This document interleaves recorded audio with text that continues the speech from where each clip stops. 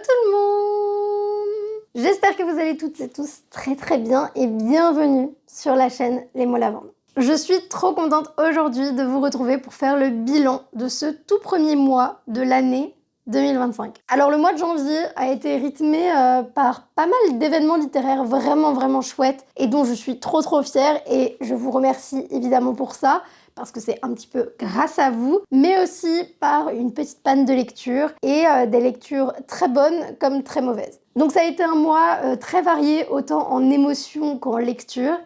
Et j'avais envie de revenir un petit peu là-dessus avec vous. Premièrement, pour tout ce qui est des événements littéraires, j'ai quand même un petit peu envie de refaire un récap. J'ai eu la chance d'assister à ma toute première soirée de lancement d'un livre, et pas des moindres, puisque c'était Affronter la nuit de Marie Réplin. Un livre, premièrement, que j'attendais avec énormément d'impatience, mais aussi une autrice que j'adore, donc c'était vraiment trop chouette. Et je remercie Julie qui a fait de moi son +1 pour la soirée. C'était vraiment une opportunité trop chouette et j'ai passé un super moment de rencontre et de partage. On a pu se faire tirer les cartes. Marie était adorable, elle a pris vraiment le temps. Non, c'était trop chouette et j'ai adoré ce moment. La deuxième opportunité qui a été, mais alors, incroyable, c'est le tout premier concours Les mots lavande. Pour fêter la sortie d'Affronter la nuit et surtout mes 200 abonnés sur Instagram, j'ai fait un concours pour remporter Affronter la nuit de Marie Réplin, mais aussi tous les goodies de la précommande avec le poster dédicacé par Marie. Je suis trop contente parce que la gagnante, c'est une personne qui me suit depuis super longtemps. Donc je suis trop contente de pouvoir vous remercier vraiment. Et je suis vraiment trop contente d'avoir pu faire ça. Et c'était vraiment trop chouette à organiser, à faire les photos. J'ai passé beaucoup de temps à faire les photos pour le post, mais c'était trop chouette. J'ai adoré, je suis trop fière du résultat.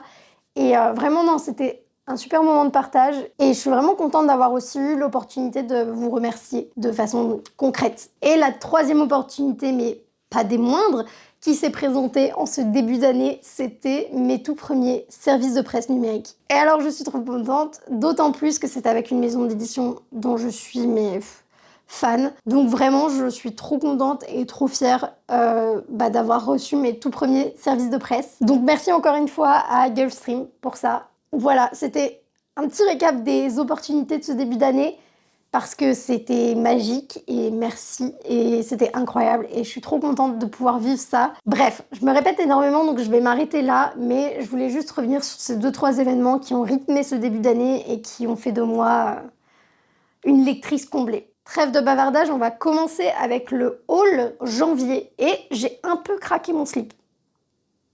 Un peu.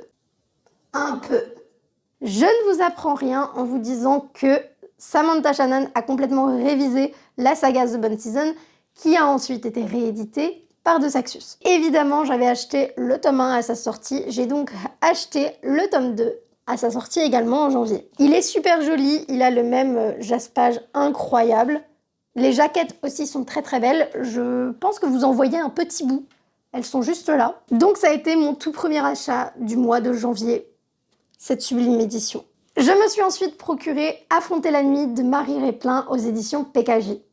Alors celui-ci, il m'a gentiment été offert à la soirée de lancement et je vous ai offert celui que j'ai acheté puisque j'avais précommandé ce livre.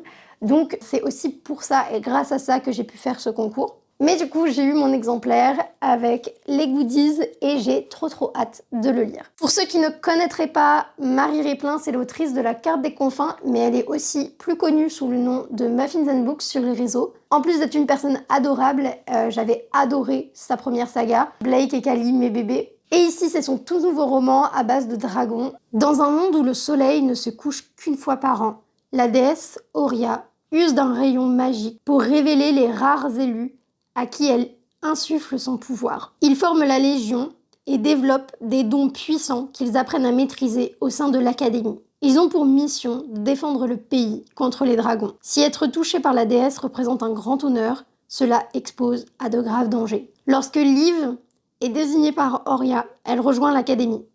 Entraînement physique intense, leçons périlleuses, sans compter l'étrange attirance qu'elle ressent pour Ryle, le capitaine et formateur des nouveaux arrivants.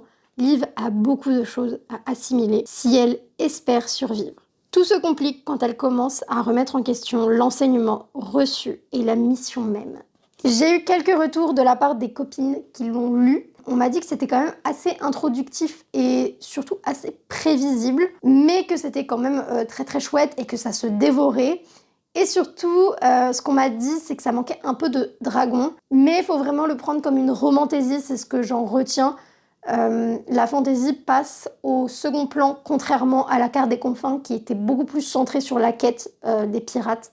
En tout cas, c'est l'impression que ça me donne, mais j'ai vraiment hâte de le lire et je pense que ça se dévore parce qu'il n'est pas très long en plus. J'ai eu la chance d'aller à la soirée de lancement, comme je le disais, grâce à ma copine Julie. Et en discutant, elle m'a encore une fois parlé de La Légion Neuve, de Élie Arny, La mémoire du sang, qui est aux éditions Slalom. Elle m'en avait déjà parlé à Montreuil et elle m'en a reparlé parce que je lui parlais de ma lecture en cours. Elle m'a dit: ce livre est fait pour toi, vraiment, tu as l'air de kiffer tout ce qu'il y a dedans, donc lis-le. Et donc, évidemment, je l'ai acheté.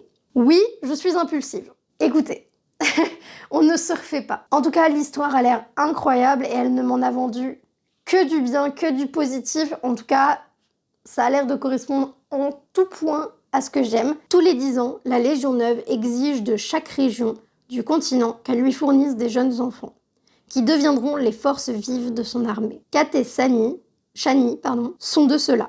Arrachées tôt à leur famille et ayant grandi ensemble, elles forment avec 4 autres légionnaires une famille de cœur soudée. Aujourd'hui, surentraînées et redoutées, elles sont devenues des guerrières spectaculaires, préparées à tout, sauf à ce que leur réserve leur première mission. Révolte, dissimulation, manipulation politique et liaison dangereuse, Kat et Shani font bientôt face à des enjeux qui dépassent des questions de vie ou de mort auxquelles elles ont toujours été confrontées. Ça a l'air trop bien, vraiment ça me hype, rien que de relire le résumé. Et en plus, encore une fois, on est sur une autrice française, donc j'adore. Le dernier achat du mois de janvier, c'est un petit poche. Sachez que c'est très rare que j'achète des poches, donc c'est assez exceptionnel. Et c'est 19 marches de Millie Bobby Brown. Il me faisait de l'œil à sa sortie il y a plus d'1 an maintenant.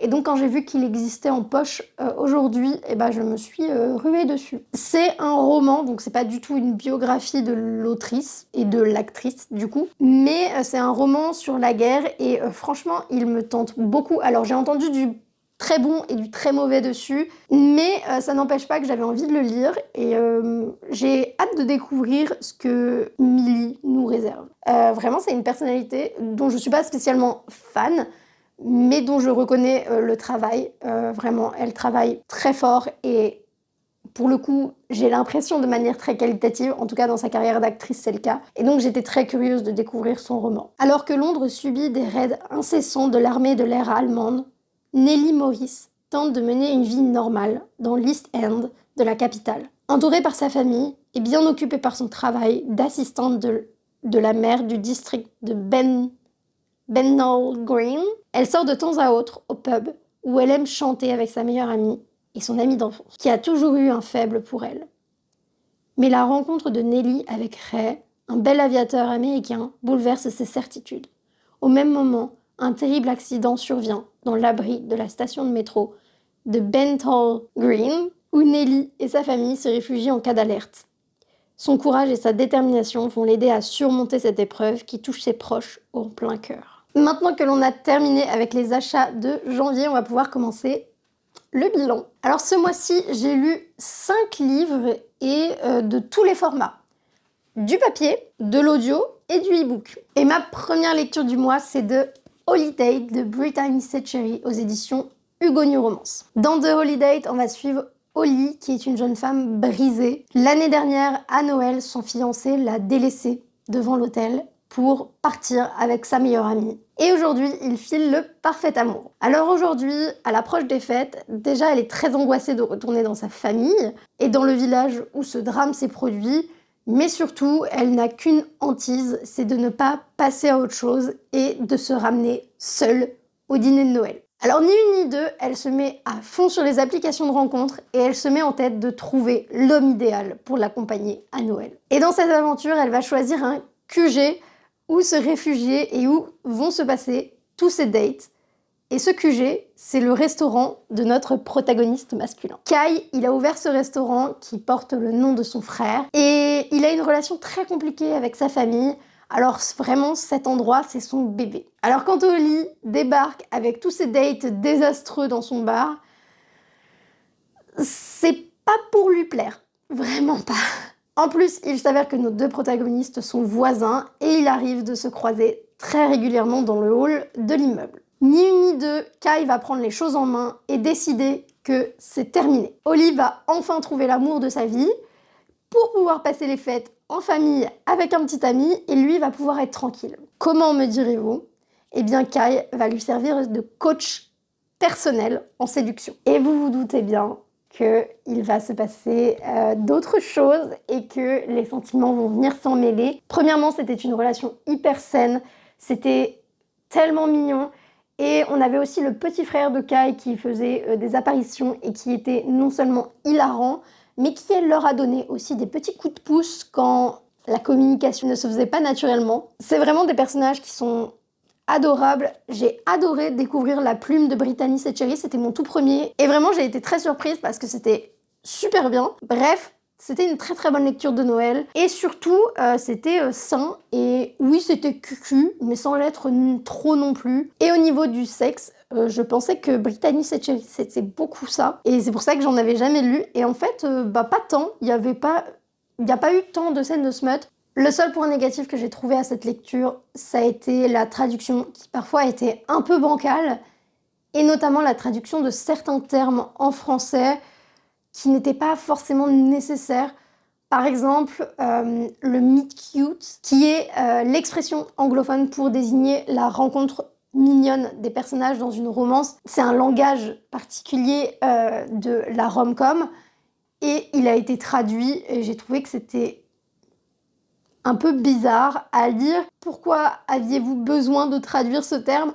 Franchement, c'était pas nécessaire et en fait, moi, j'ai trouvé que ça m'a fait tiquer à la lecture, vous voyez, ça me sortait un peu du truc parce que, en tout cas, vous et moi, quand on lit et qu'on connaît les rom-coms, ces termes-là, on les connaît. Donc pour moi, c'était pas nécessaire de les traduire et ça a un petit peu perturbé ma lecture. Mais c'était pas les seules erreurs de traduction à mon sens. Mais bon, c'est vraiment le seul point négatif. Donc vraiment, c'était une très très bonne lecture. Ensuite, j'ai enchaîné avec une lecture audio qui me tentait beaucoup depuis sa sortie. Et c'était Le trône du prisonnier de Holly Black, qui est du coup le second tome de sa deuxième saga, donc dans l'univers du Peuple de l'air. J'avais adoré le premier tome où on retrouvait Hawk, le petit frère de Jude, qui se bat en secret et à l'insu de tout le monde pour étouffer les rébellions dans l'œuf. Il s'infiltre dans les groupes de rebelles en faisant croire que, évidemment, il en veut au prince et à la reine de lui avoir usurpé sa place. Ensuite, il s'arrange pour que ses complots soient révélés, etc., ou faire capoter les plans. Bref, il s'infiltre et il désamorce les rébellions. Sauf que il se rend compte que son père a été kidnappé par un ennemi du royaume et donc il va se mettre en tête d'aller le chercher et surtout de négocier. Mais pour ça, il lui faut un échange, il lui faut quelque chose à échanger contre son père et donc il va rechercher Vren, qui est le bien le plus précieux de cette dirigeante du royaume ennemi. Je me rappelle plus de son nom, je suis vraiment désolée. Bref, le premier tome était vraiment intéressant et j'avais adoré le personnage de Vren et notamment le personnage de Hawk, même si j'avais été un peu déçue de ne pas avoir de double point de vue. Ça tombe bien puisque ce deuxième tome est sous le point de vue de Hawk. Donc j'étais trop contente, d'autant plus que j'ai trouvé que ça apportait beaucoup au récit. Je trouve le personnage de Hawk bien plus profond et bien plus développé que Vren. Donc c'était vraiment un bonheur d'être dans sa tête. Par contre, ça l'a pas fait pour moi. Ça l'a pas fait parce que l'intrigue était super lente. Il s'est rien passé jusqu'à la moitié du livre. Vraiment, je vous jure qu'il ne se passait rien. L'intrigue politique manquait clairement d'enjeu à mon goût. Enfin, pour moi, il faisait tout un drama sur quelque chose qui aurait pu être réglé très facilement. Donc pour moi, ça n'avait aucun enjeu. Et en plus, la conclusion de l'histoire ne m'a absolument pas convaincue. Je l'ai vu venir à 10 000 km. Et alors, j'allais spoil, mais je ne vais pas spoil. Mais vraiment, en fait, j'ai pas compris ce que l'autrice a voulu faire avec ce deuxième tome, parce que pour moi, le tome 1 était bien, mais sans plus. Le tome 2, non nécessaire. Vraiment, je pense que si elle s'était arrêtée à la trilogie de base, c'était très bien. On n'avait pas forcément besoin de cette aventure, de cette duologie supplémentaire. J'ai pas vraiment compris pourquoi. Sachez que j'ai failli DNF carrément ce tome, mais j'ai continué pour l'intrigue amoureuse qui pour moi était l'élément principal. Vraiment, la tension entre les personnages, etc. Vraiment incroyable. Sauf que c'est pas suffisant. C'est pas suffisant parce que non seulement ce n'est pas le centre de l'intrigue, mais en plus, il se passe tellement rien à côté. Vraiment, je suis désolée pour tous ceux qui ont aimé ce livre, mais je me suis ennuyée.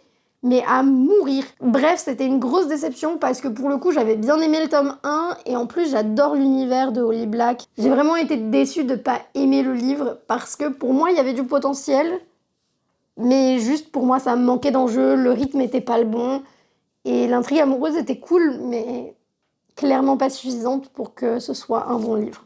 Ensuite, j'ai eu la chance du coup de lire Le Lion de Chrysos de Sina Longchild, qui m'a été gentiment confié par les éditions Gulfstream. Donc là, c'est un SP numérique, donc je l'ai évidemment pas dans les mains, mais ça a été une super belle découverte. J'ai mis 3,75. Premièrement, la plume de l'autrice est hyper travaillée et vraiment, ça a été un bonheur de lire ces mots. Aussi parce qu'elle nous a construit un univers qui est très très riche et très complexe. J'ai adoré qu'on ne nous prémâche pas le travail, c'est-à-dire qu'on ne va pas tout nous expliquer dès le début.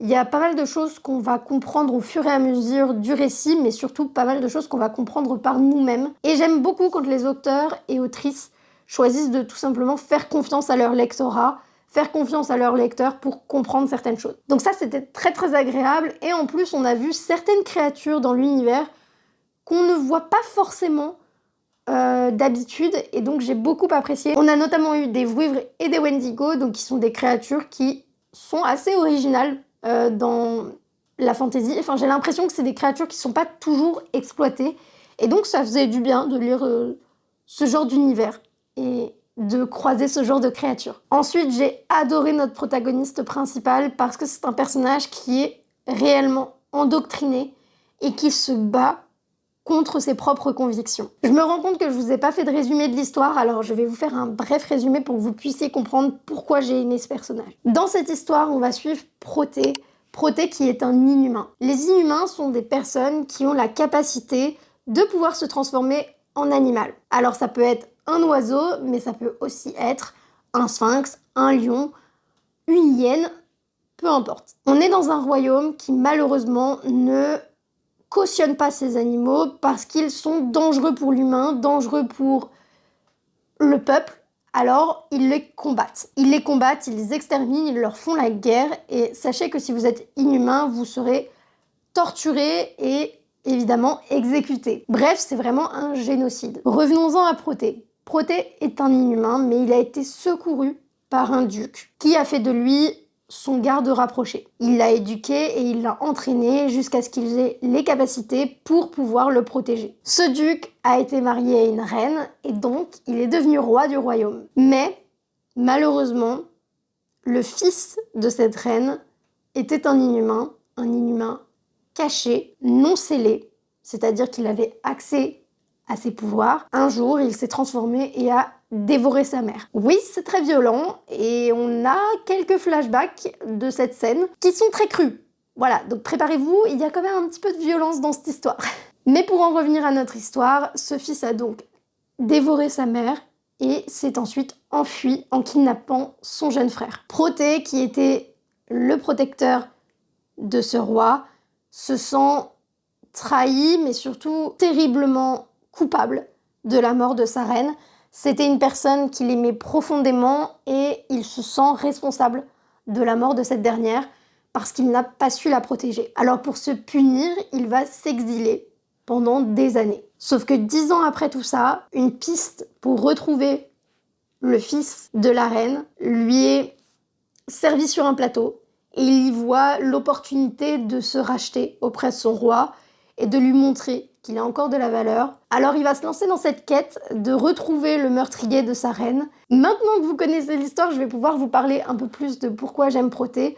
Proté, c'est un personnage qui est inhumain, mais qui est complètement endoctriné par le roi, qui a un peu cette figure paternelle pour lui, mais aussi par les principes de ce dernier, qui sont totalement contre son espèce. Et ça se ressent contre lui, il a une haine absolue envers lui-même et sa nature profonde, et il a une haine absolue envers les autres inhumains. Pour lui, les inhumains sont dangereux et ne devraient pas exister, lui y compris. Alors il se plie en 4 tous les jours pour faire respecter les lois anti-inhumains. Il est vraiment dévoué à cette cause.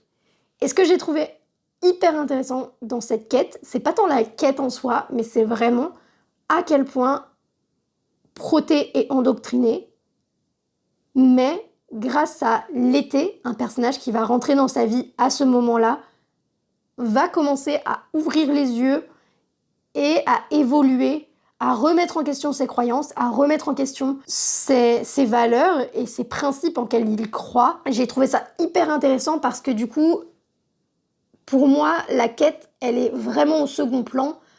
Le plus important dans cette intrigue et dans cette histoire, c'est vraiment le développement de notre personnage principal. C'est vraiment le développement de à quel point il va se remettre en question, à quel point il va remettre en question ses croyances et les principes qu'on lui a inculqués depuis la naissance. Et c'est dur de combattre les croyances qu'on a au plus profond de nous-mêmes, et c'est hyper bien illustré dans cette histoire, à savoir que c'est une romantaisie LGBT, donc on a aussi une histoire d'amour qui est absolument adorable et qui est un vrai enemies to lovers. Maintenant que je vous ai dit tout ça, je vais évoquer un petit point négatif. Pour moi, c'était un peu lent sur le début. La fin est addictive, mais le début était un peu lent au démarrage et c'est un peu dommage. Mais sinon, c'était une très très bonne lecture. Alors c'est très compliqué de vous résumer l'histoire parce qu'elle est très complexe, mais c'était une vraie belle lecture avec une belle romance, un très très bon développement des personnages et encore une fois, c'est une autrice française, donc j'étais vraiment ravie de lire ce livre. J'ai continué le mois avec une autrice française également, et j'ai lu Supernova, l'Académie des constellationnistes de Axel Ménéglier aux éditions Collection R. Dans cette histoire, on va suivre Cassiopée qui a 18 ans. Cassiopée, elle vit dans un monde parfaitement normal, comme vous et moi, mais elle a eu une vie très difficile. Elle a été adoptée très très jeune par un papa et une maman qui ont toujours été très aimants avec elle, sauf que quand sa maman adoptive décède, le comportement de son papa va changer du tout au tout. Il va devenir alcoolique, mais surtout très violent verbalement et physiquement avec elle. C'est un enfer pour elle qui ne peut même pas faire son deuil. Et c'est dans cet environnement plus que défaillant qu'elle va évoluer. Depuis plusieurs années, elle se mène en 4 pour pouvoir subvenir aux besoins de son père et d'elle, payer les factures, et du coup elle a dû arrêter ses études. Mais un jour, dans le musée où elle travaille, elle va rencontrer des personnes qui portent un signe assez étrange sur leurs mains. Ce signe, c'est le même qu'il y a sur son pendentif. Sauf que ce pendentif, c'est la seule chose qu'elle possède de ses parents biologiques. Elle va donc suivre ces personnes et elle va atterrir dans un espèce d'énorme amphithéâtre où elle va assister à un spectacle plus que bizarre. Des étudiants vont se succéder et monter sur une espèce de grosse plateforme avec 12 signes astrologiques dedans. Et en montant dessus, un signe va s'illuminer dans les airs comme par magie. Et ensuite, les étudiants vont tous partir. Elle est très intriguée, elle se dit que c'est un peu étrange et elle est attirée par ce cadran. Elle va elle aussi monter sur le cadran. Et ni une ni deux, l'un des signes du zodiaque va s'illuminer. Sauf qu'évidemment, elle n'est pas censée être là et elle va être interpellée par les 3 personnes qu'elle a suivies, qui sont en fait des professeurs. Ils vont lui demander qu'est-ce qu'elle fait là et qui elle est, surtout comment elle a fait pour atterrir dans cet amphithéâtre, qui est super bien gardé. Normalement, seuls les constellationnistes peuvent accéder à cette salle. Qui sont les constellationnistes ? Les constellationnistes, en fait, ce sont des magiciens comme vous et moi qui ont un pouvoir qui leur a été attribué par la constellation du zodiaque dont ils sont les héritiers. Donc chaque signe a un pouvoir très particulier.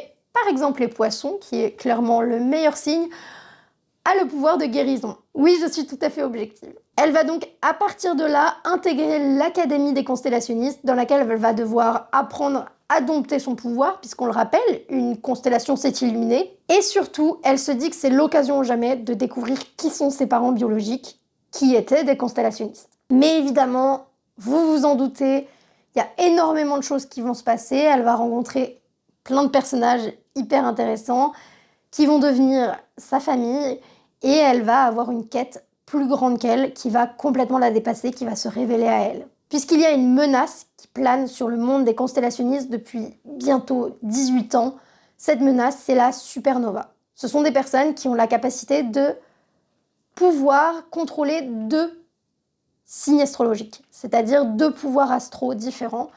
Sauf que ces supernovas, elles ont toujours implosé. Et lors de leurs implosions, elles dévastent tout sur leur passage. Le monde constellationniste est donc fortement à l'affût de la moindre anomalie, puisque cette supernova, en atteignant sa majorité, devrait se révéler. Alors vous vous en doutez, Cassiopée, quand elle débarque là-dedans, c'est très compliqué. Heureusement qu'elle a ce petit groupe qui va devenir sa famille de cœur, qui va l'épauler.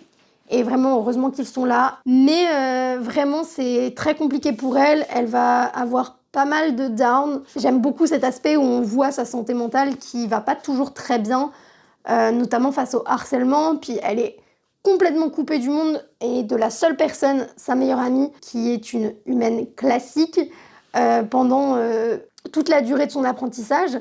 Elle va à aucun moment pouvoir la revoir. Elle le sait. Et c'est quelque chose qui est très dur pour elle. Elle perd tous ses repères, elle perd les seules choses qu'elle connaissait, les seules personnes à qui elle tenait. Et donc c'est évidemment une situation qui est très compliquée. Ce que j'ai adoré dans ce premier tome, premièrement, c'est l'univers qui est juste incroyable et qui est super original. Mais j'ai aussi adoré les personnages, j'ai adoré leur dynamique de groupe, parce que même s'ils ne sont pas toujours d'accord, même s'ils ont beaucoup de contradictions les uns avec les autres, ils s'aiment profondément et c'est ce qui les unit les uns aux autres. Et c'est cet amour-là qui va primer sur tout le reste. J'ai aussi adoré l'intrigue et j'ai adoré Sohan. Oui, je suis obligée de le dire, Sohan, quel personnage incroyable. Et surtout, les rebondissements à la fin étaient incroyables. Vraiment, on a eu un enchaînement d'événements à la toute fin qui était incroyable. Vraiment, j'ai pas d'autres termes. Incroyable. C'était vraiment addictif au possible et c'était un premier tome qui pour moi était super prometteur. J'ai donc évidemment voulu poursuivre avec la suite que je me suis empressée de me procurer. Et c'était trop bien, j'ai adoré ce second tome. J'avais donné 4,5 au premier tome, j'ai donc donné 4 étoiles à celui-ci. C'est un tome qui a été un petit peu moins addictif malgré toute l'action qu'il a à l'intérieur. J'ai moins retrouvé cette addiction que j'ai eue pour le premier tome, mais ça a été une lecture super agréable et très fluide. Comme je disais, c'est bourré d'action. Dès la seconde 1, la page 1, on rentre dans le vif du sujet, il n'y a pas de blabla, pas de chichi. On est dans l'action, dans le moment, et les choses sérieuses commencent. Il y a beaucoup de rebondissements, beaucoup de trahisons, beaucoup de retournements de situation. Franchement, c'était assez rocambolesque. Et évidemment, dans tout ça, on a aussi beaucoup d'évolution de personnages. Je pense que c'est ce que je retiens de ce second tome, l'évolution des personnages, parce qu'ils vont être confrontés à des défis qui les dépassent complètement, à une quête qui les dépasse complètement. C'est une quête qui remet en question l'entièreté du monde constellationniste. Donc forcément, c'est très compliqué pour eux. Ils vont aussi se confronter à leurs croyances les plus profondes, à ce qu'on leur inculque depuis qu'ils sont tout jeunes. Donc forcément, c'est pas simple. C'est un tome qui est beaucoup plus sombre que le tome 1. On va donc évidemment devoir dire adieu à certains personnages. Je ne spoil évidemment pas, mais mon personnage préféré est parti pendant la guerre. Vraiment, j'ai pleuré. Ouais, évidemment, j'ai pleuré. Et puis, évidemment, on a des très belles révélations à la fin de ce livre. Donc, ça promet beaucoup de choses pour le 3e tome. J'ai vraiment beaucoup trop hâte de découvrir la suite. Trop hâte de voir comment ça va évoluer. et comment ça va se terminer. Encore une fois, je suis obligée de vous parler de Swan, mais vraiment le book boyfriend. J'adore ce personnage et vraiment, c'est vraiment le book boyfriend parfait, quoi. Vraiment, Bref, mon avis est hyper décousu, mais c'est une duologie française que je vous recommande beaucoup parce que son univers est hyper original. Les personnages sont hyper attachants. On a un vrai found family absolument incroyable. On a beaucoup d'action, surtout dans le second tome. Vraiment beaucoup d'action. Beaucoup de développement de personnages. Les personnages évoluent énormément entre le premier tome et là, la fin du deuxième tome. Donc j'imagine pas à quel point ils vont évoluer à la fin du troisième tome. On a aussi un univers, comme je vous le disais, qui était très dense, mais on en découvre de plus en plus à chaque tome et j'ai vraiment hâte de découvrir toutes les petites subtilités du troisième tome. Et puis évidemment, on a notre lot de drame, notre lot de trahison et on adore. Donc vraiment, je vous recommande à 100% de lire cette saga. Donc voilà tout le monde, j'espère que cette vidéo vous aura plu et que ce n'était pas trop fouillis. Je vous avoue que c'est la première fois que j'ai autant de mal à aligner 3 mots devant la caméra.